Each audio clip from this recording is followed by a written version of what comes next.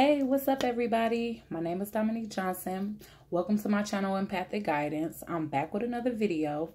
I just made one last night about twin flame soulmates, which was pretty lighthearted. I was just it was a story time about me coming into union, or actually meeting my twin flame for the first time. And I guess maybe this is the beginning of our journey, but right now we're just friends. So that was a pretty lighthearted video. Today is a little bit more of a serious topic, and it's basically the topic of the dynamic of empath and narcissist relationships and why they attract each other.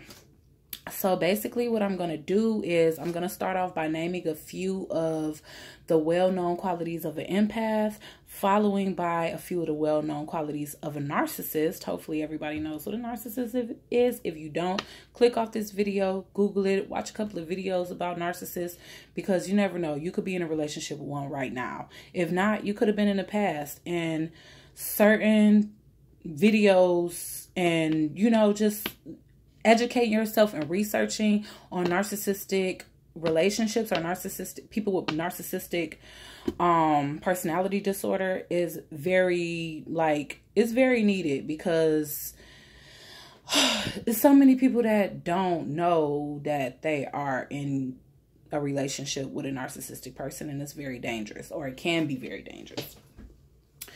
Okay, but anyway, I'm going to start with a couple of qualities about empathic people. First, we try to save the world.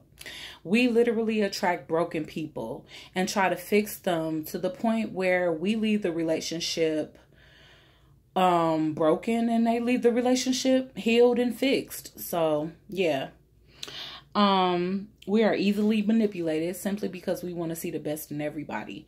I don't want to say most, but all empaths are known for their big hearts and their ability to exude unconditional love to any and everybody, you know, not just romantic relationships, but their friends, their family, just about everybody, because they're such loving people. They have an overflow of emotions. They have an overflow of love. And so they just go around spreading their love.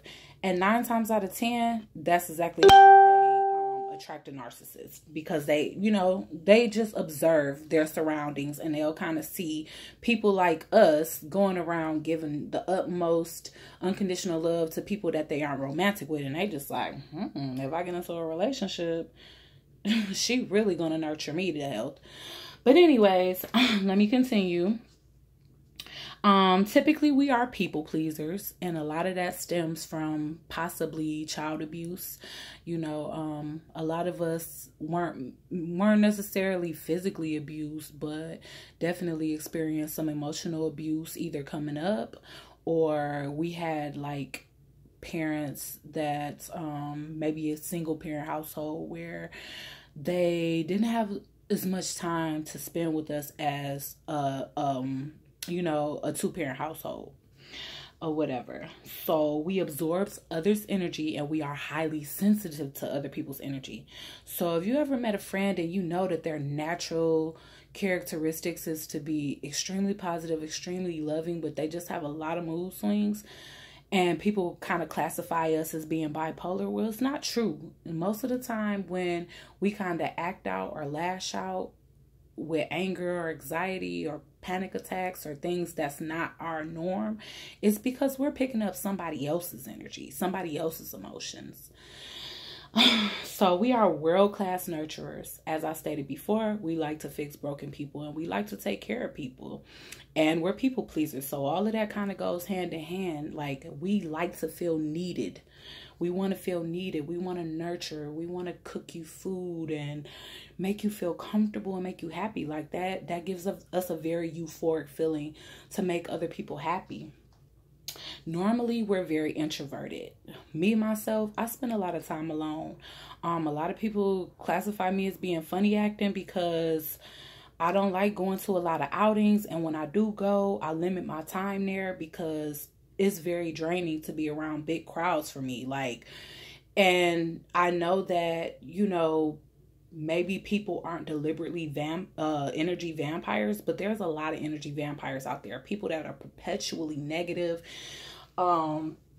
we absorb those type of people's energy, and it becomes very draining. And most of the time, if we go somewhere where it's a huge crowd, like a stadium or a concert or maybe even a movie theater, we come home and immediately have to take a nap and like restore ourselves, because it's so energetically draining to us to be around all those different energies at once, especially if it's a lot of negative energy in the vicinity.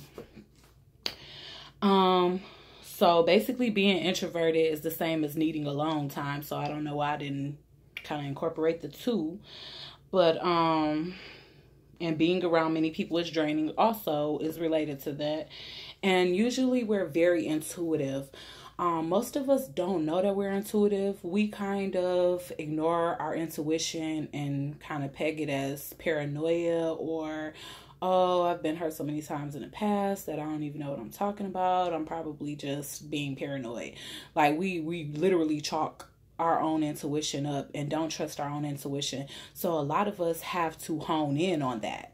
We actually have to hone in on that, work on it, and learn to use it as a everyday tool in our life, because we attract a lot of negativity with our light. I know that don't sound right, but if you can think about it, somebody that's completely void of emotion, somebody that's complete darkness, they see our light. Our light is magnified to those who don't.